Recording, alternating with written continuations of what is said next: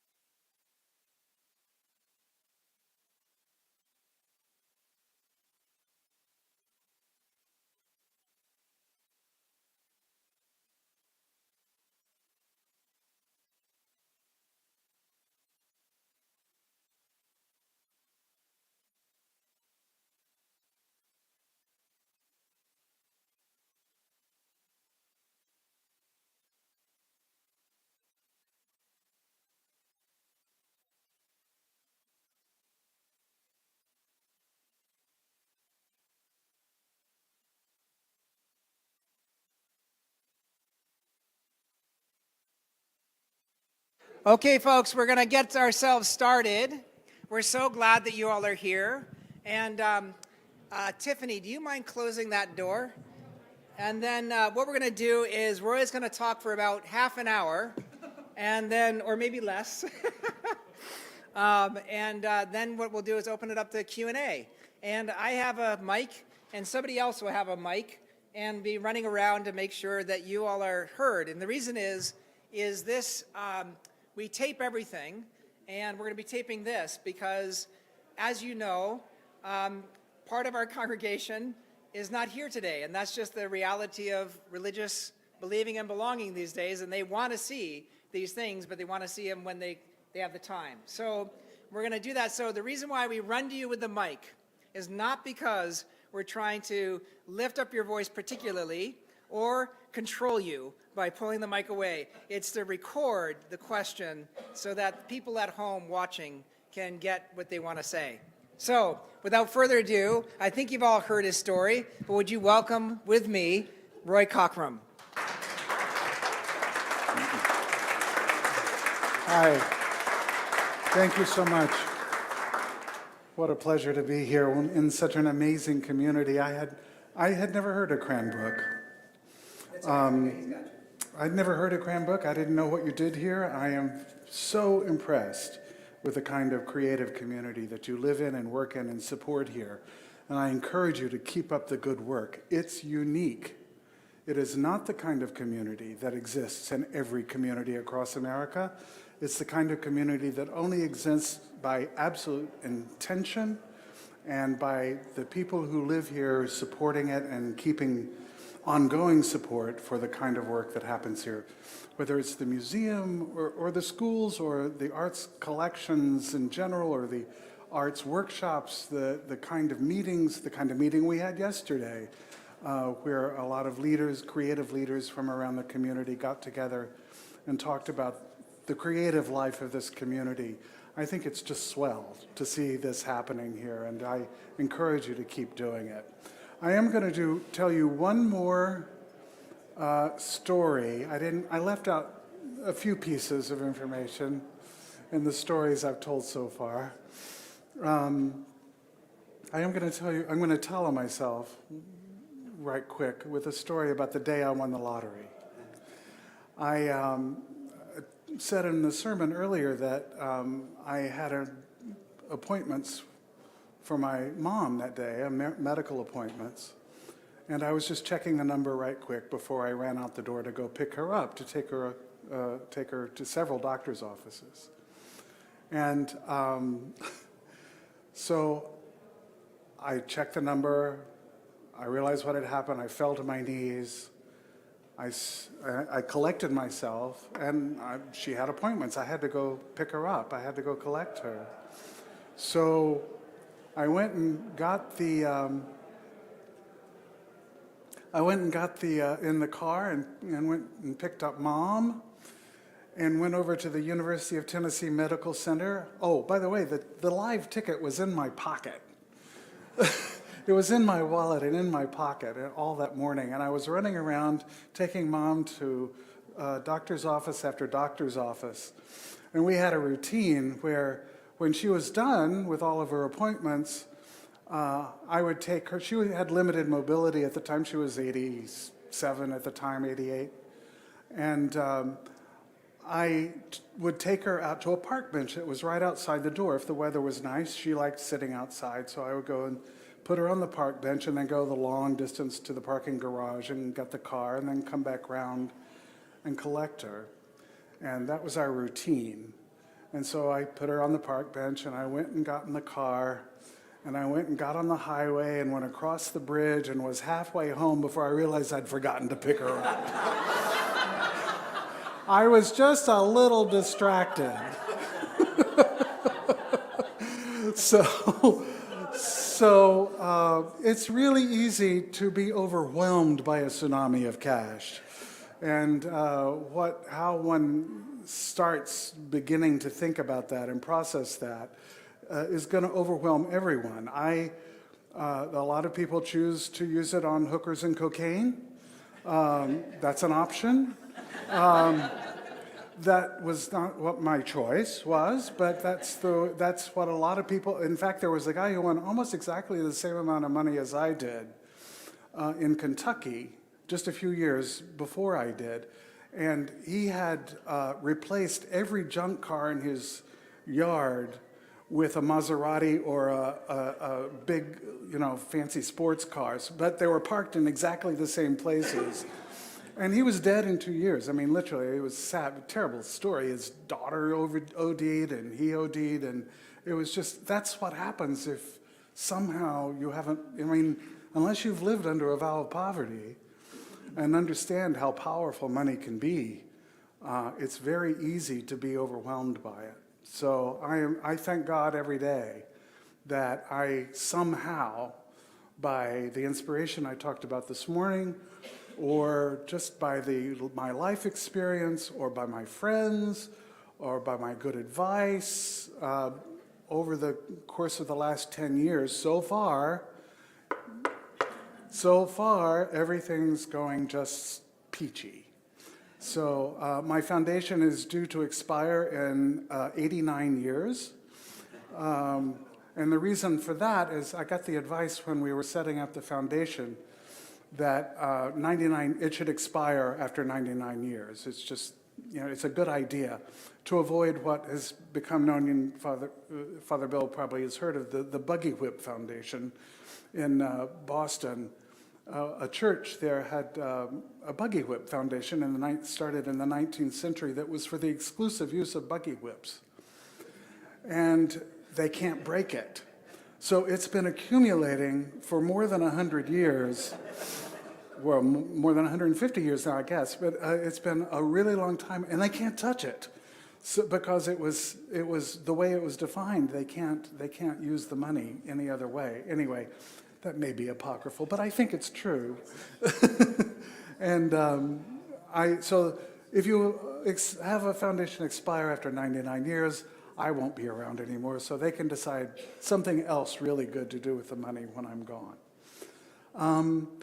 Those are the stories I usually tell. I talk about you've heard why I did the foundation. I will say that I would not have started the Roy Cockrum Foundation without the help of somebody by the name of Benita Hofstetter-Coleman, who we were apprentices at Actors Theater of Louisville in the 70s. And she worked her whole life in the theater. She was a person of the theater, a person with passion for the theater. And she had continued her work and connection to the theater through the NEA and through production in Washington and casting and other things. So I knew she knew everybody in the business. So I had somebody to call that might be interested in helping me do that. And when I called her and I said, she's the one I called and said, something's happened. I have an idea. I'm sending a plane for you. She didn't believe me, but she got the email with the tail number and had to go get on the plane. So she came to Knoxville, and she and my attorney that I mentioned before, and I sat in a restaurant and started planning and started saying what's possible, what's not. But if Benita hadn't been willing to join me, be a partner in that, I probably wouldn't have done it because I just didn't have the connections, I didn't have the knowledge. So I'm very grateful to her. Turns out she had been standing in line at a grocery store or a gas station a few weeks before I won the lottery to buy a lottery ticket. And while she was standing in line, somebody asked her, if you win, what are you going to do with the money? And she said, I'll probably start a foundation to help American theaters. Kind of meant to be, kind of meant to be. So sometimes things just work out, and we need to trust that sometimes things will just work out. I didn't use the light and love of God today, but I feel and experience. Sorry. It's okay. I feel and experience the light and love of God, not from my accounts, but from the people with whom I have made so many connections and who have been so supportive and so helpful in this journey. So, anyway, it's been a long weekend. She's been working me to death.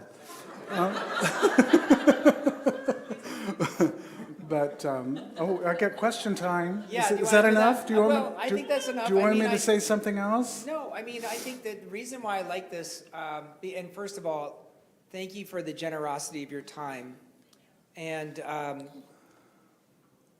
Roy was surprised when I paid for dinner on Friday night, but what he had to realize is that was his honorarium. So that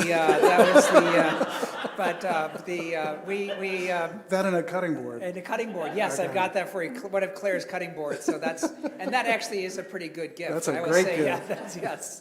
I want to structure this, and we always have to structure questions. I know a lot of you are going to have questions, and we're going to just bundle them a little bit, and then see if we can catch some themes. And some of the themes I know you want to talk about is how the thing that I get amazed by is that there are many people who win the lottery, but not many people find their way through to actually starting a foundation, right? There's a lot of good intentions when people win the lottery, but they don't always get there. And so I know that if you could ask some questions around that theme, like how do you move into that space? Because that actually applies to all of us. It doesn't have to, we don't have to be millionaires to actually move into that space. And then others I know have questions about the arts. And so we'll just bundle questions around that. And then some of you will have questions about God. One of the things I was saying to Roy, because he and I shared that connection to that monastery, I have not brought any representatives of the monastic life to Christ Church Cranbrook. I've always been careful about that, because sometimes when people come into a space, they bring a monk, and honestly, people don't know what to do with that. And we are actually in an interesting space as a congregation, where that contemplation and that action of being a monastic could teach us a lot. We have hit this kind of ferment spiritually as a congregation. So I think I'd throw that open. So who wants to talk about money and execution and things like that? Who has a question about that? Okay, so we're going to go 1, 2, 3. Good morning. Good morning. Could you say a little bit about the mission of your foundation and some examples of things you've made possible. And then we'll just do another, and then Carl? Chris? How did you handle probably the barrage of people, once they learned that you had got some money, that they came knocking on your door and figure out who you're going to talk to and not talk to? And then Patrick? I'm more curious about living a vow of poverty for 20 years and what that's all about. And was this a Catholic monastery? No, it was Episcopal? Episcopal. Oh, okay. Great. All right, let's take Yeah, those three. little best kept secret of the Episcopal Church is that there is a monastic there are monastic communities throughout the Episcopal Church, and I encourage you to seek them out and utilize them. They're a great resource. Communities of prayer and faith that offer retreats and direction and can be very, very, well, it changed my life when I went on one retreat and got hooked. It's important to remember that it's there, and I'm happy to serve as bridge monk for to start to introduce monastic and That'd be monastic lovely, life. that'd be lovely. Yeah, no, this would be wonderful. As far as we have a very specific, one of the things we did right is to have a very specific mission for the foundation. I wrote it and then rewrote it with the early people who were involved, and then rewrote it again with a full board when everything came together. And I found that the more specific it is, the better it is for us. That means we're able to focus on exactly what we do. And when we go astray, we have boundaries that will help us get back on track. So our mission is to support professional, not-for-profit theaters to do world-class work that they dream of doing in America. And that's it. That's our mission. And that's very specific. I can define professional theater for you as a theater that has a certain kind of contract that they employ actors with, or whether or not they have a paid staff or a physical home. There are ways of understanding what a professional theater is. Not-for-profit speaks for itself. We do not do commercial work. And we often turn down things that we know, even though it's presented to us by a nonprofit theater, we'll turn it down if it's something that a commercial producer is obviously going to pick up anyway. That's something we're not interested in getting a Broadway hit every time we give a grant. In fact, it's the opposite. It's the project that they couldn't get support from commercial producers for that will step in and help elevate. As I said at the meeting yesterday, as I started the meeting yesterday, we have a motto. We have a mission and a motto. The motto is a quote from Albert Camus, which is, "Without culture and the freedom it implies, society, even when perfect, is but a jungle. This is why any authentic creation is a gift to the future." That's our motto. And so when I go see a Shakespeare play, as I've done a lot we sponsored 2 massive Shakespeare marathons, one at the Guthrie Theater in Minneapolis and one at the Old Globe in San Diego this year. So I've seen a lot of Shakespeare. And I'm very aware of the 420 plus year gift that Shakespeare gave us. Man, that's important. That is so important and continues to be a gift, continues over and over and over again. And we don't know what gifts we're helping create that are going to last into the future. We can't know. Nobody can see the future. As you know, it's a very Advent kind of thing.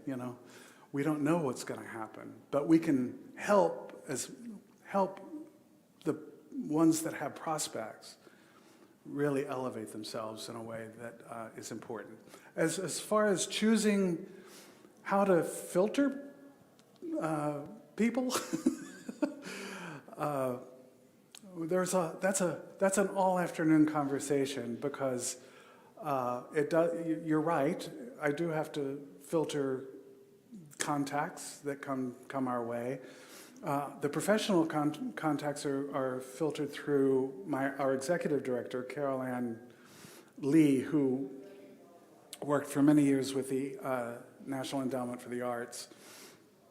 And she knows everybody in town, and it's just lovely. I can't get through the day without her. So to have someone in place to handle that professionally. As far as personally, I have a lot of cousins I didn't know I had. A whole lot of cousins.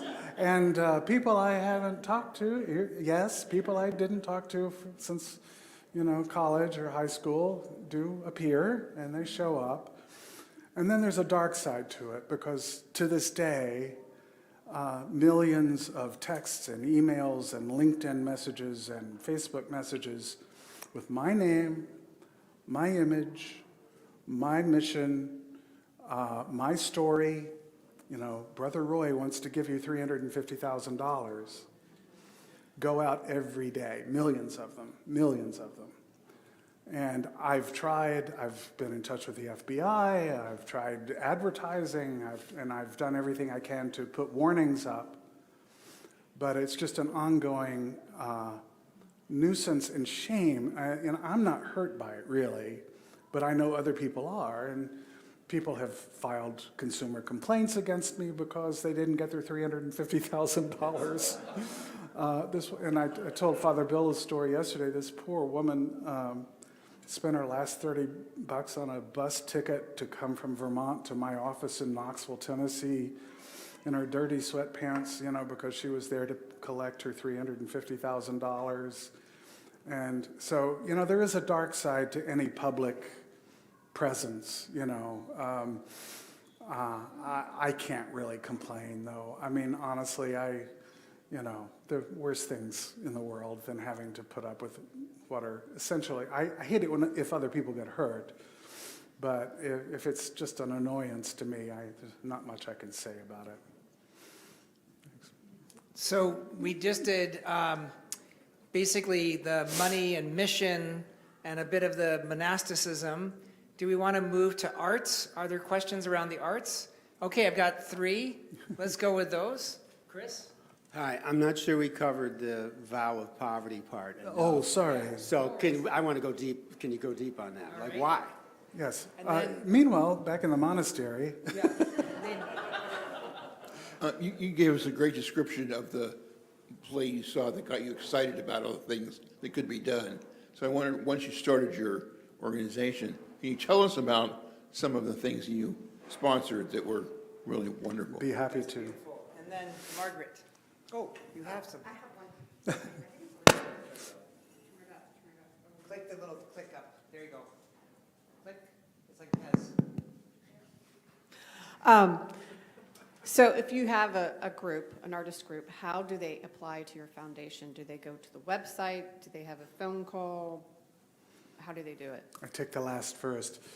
It's by invitation only. We have to do it that way. Otherwise, we're inundated by every community theater in America. So we know who's who, basically, in the American theater community. So we invite known entities, usually, and we get to know new people a lot. And we're gonna, there are new theaters that we go visit all the time. But we need to see their work, we need to know what they do, and we need to know that they're the real deal before we invite them to apply. Poverty, the vows of monastic life are, well, you have the best story about it. I mean, Yeah. you should tell the not story. Well, they tell the not story one more time. I don't know if you were in church when I did this in a sermon the other day, but Kevin Hackett and Roy Cockrum and I were doing this retreat with the youth. And we hadn't talked beforehand. So we put about 20 youth in a circle, and we're sitting there, and they're in their habits, and I'm in my collar, and it's it's like that hot day in Tennessee, like, you know, and there's like absolutely no air conditioning in the house we were in, and we're just like, oh, and they were just miserable. The kids were miserable. And Roy picked up his cincher, and he said, you know, we're not really here to tell you anything. We're here to listen. And we have these knots on our cinchers. That's the rope that goes around. And they stand for poverty, chastity, and obedience. And another way of saying those words is money, sex, and power. And your answer to those three powers in your life reveals a lot about who you are and who you are in God. So we're here to listen. And we're here to talk about those things, those powers, or anything else you want to talk about. And then they just set up a sign-up sheet for conversations. And it was filled immediately. They all poured their hearts out to them. And it was one of the most beautiful experiences I've seen of how we always want to engage the youth. We always want to make an impact on the youth. And I think everybody who ever has worked in the church has been guilty of trying too hard. And instead, by creating the receptivity to listen, is such an incredibly important gift for them. And as far as the practicality of living under a vow of poverty, I wasn't poor. I lived in a castle on the Charles River in downtown Cambridge. It was a monk's cell, but it was in a castle, you know, and the monastery there is gorgeous and a lovely location. $1 million apartments, you know. Yeah, but you also, Right next door. You're spending money for 2 weeks with $75? No, every week we got $75. That was our. That was, yeah, so. That's what we could spend on. That was our cheeseburger and movie money. But we never had to worry about a meal. We never had to worry about rent.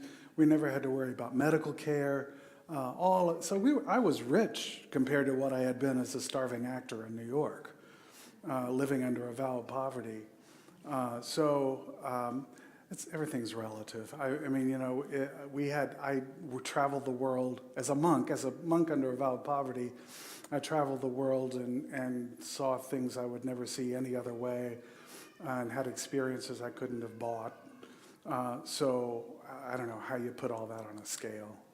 It was valuable in understanding, though, in that exercise, that money has power. And that money can really be ruinous to a lot of people, and to be able to have some kind of perspective on how money works in the world was why living under a vow of poverty helped prepare me to win the lottery.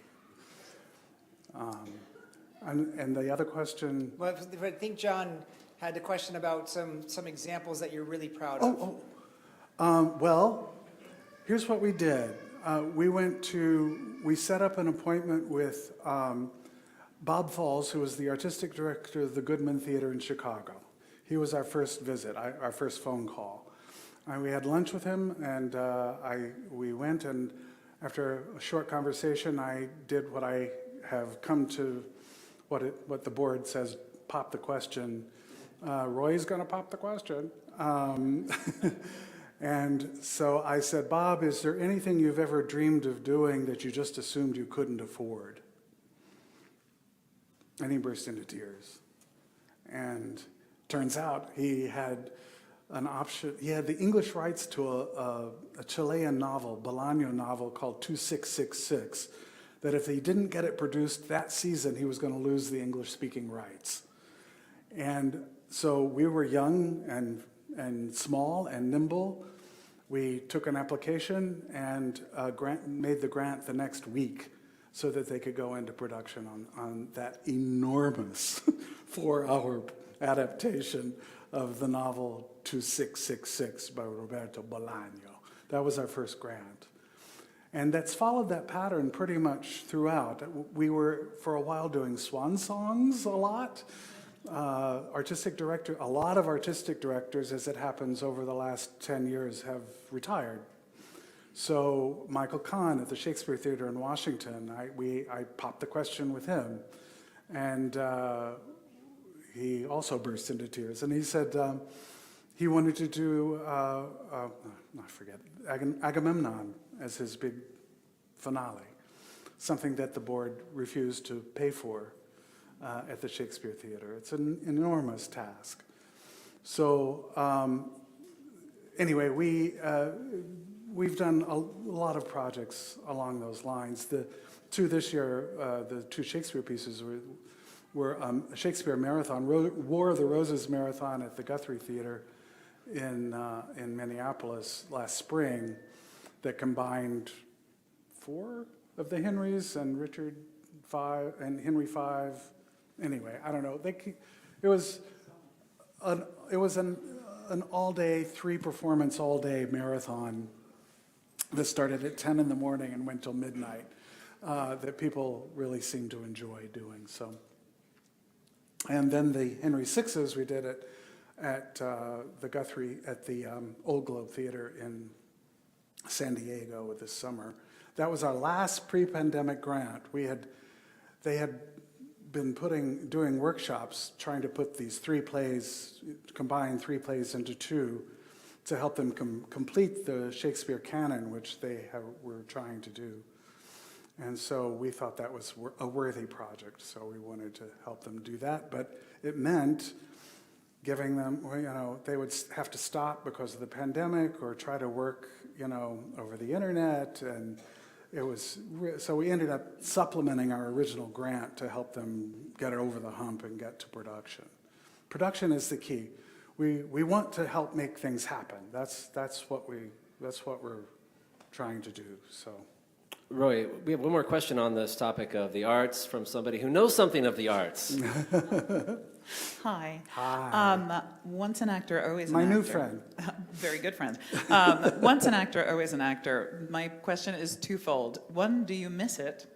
And do you ever do any of this again? And second, as an actor, obviously it's clear why you wanted to support theater, but can you speak to why theater is important and why it matters so much in our society? Well, I would go back to the Camus quote for why it's important. I think that, society gets stale and gets single-minded when not challenged on a regular basis by the arts. I believe that. And I think that without the challenges that come from the voices in the arts community, a lot of change in society won't happen, and it gets stale. So that's why the arts are important. And I would say it's not just the theater, it's opera, it's all performing arts, certainly, and all art forms. But the performing arts are so critical to the vitality of a community. And you don't know it until it's gone. You don't really understand why it's important until you've let it slip away. And then you have to start building up again from the school groups to community theater, and you have to literally start all over again to build audiences to the point where they're receptive to the work that a theater can do. Audience development is so important. And the big theaters, the big institutions, the big performing arts institutions in the country know that and are laser focused on making sure their audiences are included. And this project in San Diego this summer, the artistic director says he included nearly 100,000 San Diegans in that production in one way or another, and doing workshops or playing small parts or singing in choirs that got recorded and used in the production. Or he was really building a community through that production that was really important. As for me, I'm an old man now. And honestly, 8 a week, which is what I did for many, many, many years, and I'm very proud of that. I got my $314 a month Actors Equity pension. Thank you very much. Very proud of that. It's harder to do than you know. But work in the theater is a kid's game. There are exceptions to that, of course, but if you're really trying to do a full Broadway or regional theater contract, you're working really hard, and it's physically taxing, and it's more than I want to do right now. Your performance is in opera, so you're welcome. Oh, thank you. Well, I'm a pretty good singer, so, you know. Okay, this question is actually on behalf of my friend Christine. Can you name that play that you did 8 shows a week of and earned your equity? Oh, I did lots of plays for 8 Okay, shows a week. but Sarah wants you to say. this is on behalf of Sarah Christine, wants who you to did say- not want to So ask the name it. of the play, folks. This is, you know, Sarah, these are Episcopalians. They're going to take this really, Really well. non-reactively. It's known as the Vampire Lesbians of Sodom. Yes, and he had a a key good role. show. And we all remember that play, right? It was no. I okay, yeah. got to see And Roy the in Tokyo this play. tour. I got to see this man in this play many, many years ago. I actually have a question about the foundation as it relates to other foundations. One of the things that I learned last year was that regional theaters across the country last year were closing at a rate of 1 a week. That's correct. So it is what you were just talking about the Camus quote and the importance of the arts, and in particular the performing arts, we're at a national crisis of losing gems of communities. And I have a question for you as a leader of a foundation that right now has a lot of kind of national focus. Are you part of a consortium of other foundations? Are you in conversation with other foundation leaders advocating in particular for theater and in particular for the performing arts? And is there such a consortium where your voice could be heard? There's not, no, is the answer.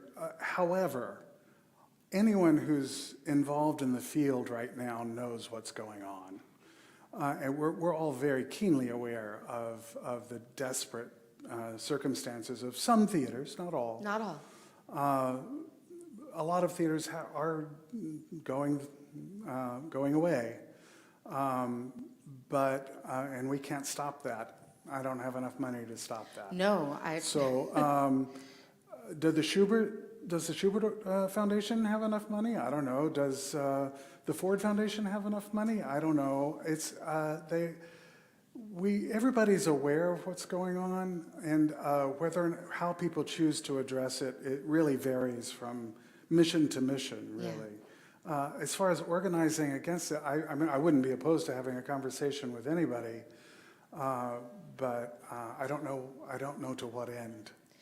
Yeah, I was just curious because I know theaters nationwide are kind of combining to Well, there are address national theater groups, TCG, and others, and working on the problem. So I was wondering if there was that on have, that. have their own issues, but we have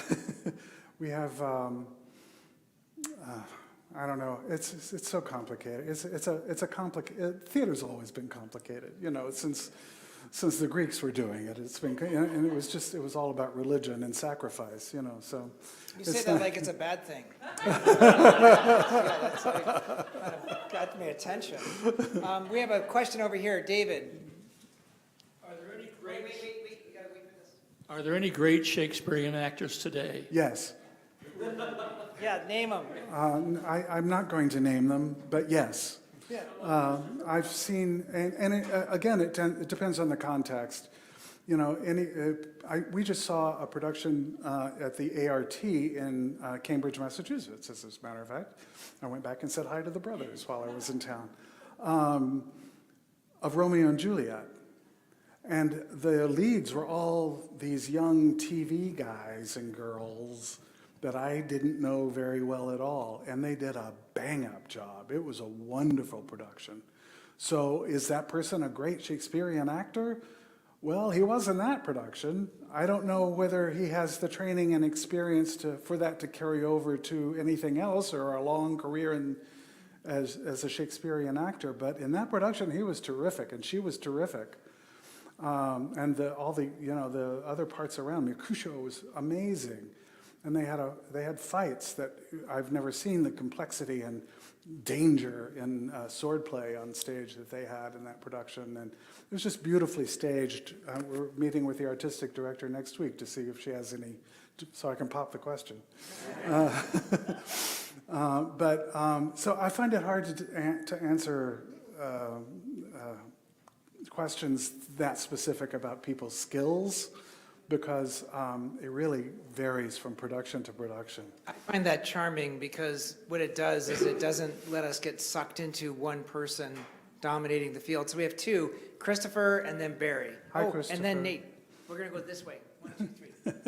Yes, this is a question about the inspiration that you had. Was that a one and done kind of thing, and then it occurred to you that many years later when you won? Was that, how did that connect? Was it something that you had thought about over the years before winning, or did it just instantly come back to you? There was no way I could have ever imagined it possible for me to do that. So the instant that it was possible for me to do that, the idea was present. So I guess the answer is it had been present with me the whole time, but there's no way I paid attention to it. There's no reason to pay attention to it. No reason for me to understand it. I don't think it must obviously never faded because it was at hand literally the instant that the possibility actually existed when it became real. So. Good afternoon, Mr. Cockrum and everyone. Going to Father Bill's third category for God. Obviously, you've been very successful. My question is, how have you been able to own that success and all of the recognition you've had while also honoring and recognizing God that allows you to have continued growth? Well, this is my first time preaching in 20 years. So. Hopefully not your last. You're the first invitation I've had. I'm not a minister. I'm not a pastor. I'm not an evangelist. I was a member of an organization called St. John the Evangelist, but some people are called to that life and some people aren't. I'm not an evangelist. I'm happy, if anybody wants to have a conversation about God, I'm available. And I have some facility having that conversation. The last time I preached was at my mother's funeral, and I think I did a pretty good job and talked about the light and love of God that shone through her.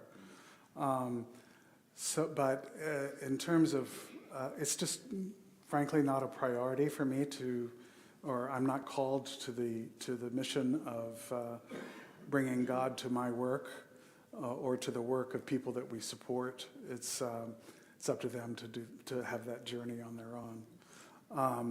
And I do believe that people's spiritual journeys are very personal. And part of that is my upbringing in the Southern Baptist Church, where it was not personal and sort of enforced. And I rebel against that pretty strongly. What was the other question? I think you answered it. All right.